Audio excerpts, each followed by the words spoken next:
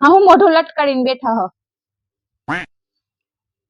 અલી કાંઈ નહીં, હવે મારા ભાઈની છોકરી નથી, એનું હમણાં નક્કી કર્યું હતું ને, તો આજે તો છૂટાછેડા થઈ ગયા.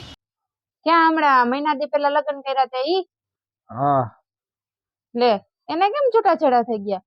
એનો ઘરવાળો તો એને આ લગ્ન પેલા તો બહુ સાચવતો હતો, બહુ પ્રેમ કરતો હતો, બહુ હરવા ફરવા લઈ જતો હતો, બહુ સારી રીતે રાખતો હતો. શું થયું?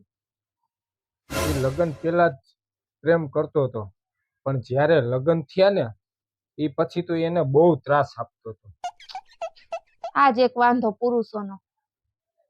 મેં હે ને આ કેટલી વાર ક્યાંય જોયેલું હે બધે કે હે ને પુરુષ છે ને લગ્ન પેલા જેટલો પ્રેમ કરતા હોય ને, લગ્ન પેલા જેટલા સાચવતા હોય ને, લગ્ન પછી એવી રીતના રાખે ને તો હે ને છૂટાછેડા થાય જ નહીં. આવું તો મેં ક્યાંક જોયું હતું.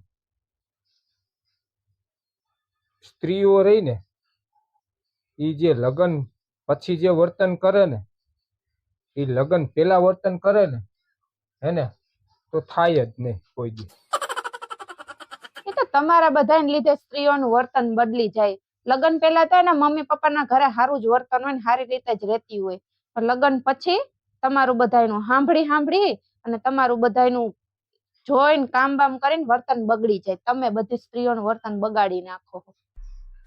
અમે શું બગાડ્યું? જે તમારા ઘરમાં ફરજ આવે કામ કરવાની એ તો તમારે કરવું જ પડે ને. હે તમે પછી સવારમાં ઉઠો નહીં વેલા અને કામ કરવામાં ધ્યાન આપો નહીં તો પછી શું થાય? કાઈ ન થાય. તમારા બધાને બોલવાનો મોકો મળી જાય.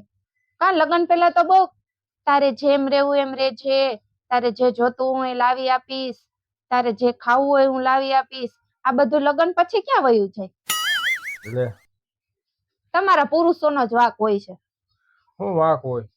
પણ તમે વ્યવસ્થિત રીતે રહ્યો, સવારમાં ટાઈમ ટુ ટાઈમ ઉઠી જાઓ, ખાવા પીવાનું બનાવી દો, ટિફિન બિફિન વ્યવસ્થિત કરી દો તો બધું વ્યવસ્થિત હાલે. તમારે જ મોડું ઉઠવું હોય અને સવારમાં અમારે કામે જવામાં મોડું થઈ જાય. તમારા શાક રોટલી બનાવવામાં એક તો મોડું થઈ જતું હોય, પછી અમારે શું કરવાનું? તમારી ફરમાઈશ ઓછી હોય છે. ટિફિનમાં અલગ અલગ જાતનું બધું બનાવવાનું હોય તો પછી મોડું જ થાય ને. શું મોડું થાય? કામ હરખું કરો. તમારી ફરમાઈશું, તમારા ઘરની બધાની ફરમાઈશું તો પછી છે ને મોડું થાય જ. નાસ્તામાં અલગ જોઈ, ટિફિનમાં અલગ જોઈ તો પછી મોડું થાય. અને એક દી મોડું થયું એમાં તો માથે ચડી બેહો. શું એક દી મોડું થયું? એટલે ઈ બધું ગયું માય, એના છૂટાછેડા થયા, એમાં આપણે બે શું બોલવા માંડ્યા? હું તને ઈ જ કહું છું તો તું શું આ વચમાં ઉપાડો લઈને બેઠી? રહેવા દે, વળી આપણા બેના છૂટાછેડા થઈ જાય. હાલ હાલ.